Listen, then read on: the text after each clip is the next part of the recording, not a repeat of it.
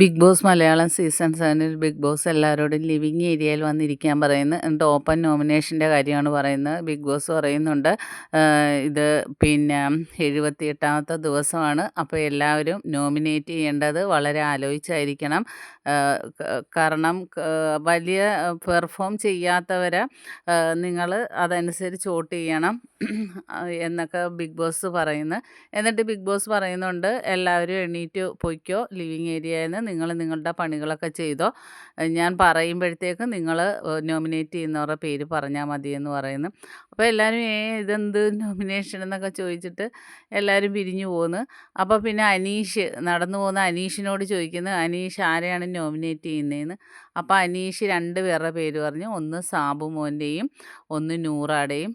രണ്ടുപേരും ഒരു ആക്റ്റീവ് അല്ല, നല്ല രീതിയിൽ പെർഫോം ചെയ്യുന്നില്ല എന്നാണ് അനീഷ് നോമിനേറ്റ് ചെയ്യാനുള്ള കാരണം പറഞ്ഞത്. അപ്പോൾ ബിഗ് ബോസ് പറഞ്ഞ് ഓക്കെ അനീഷ്, ഇനി അനീഷിൻ്റെ ജോലി ചെയ്തോളാൻ.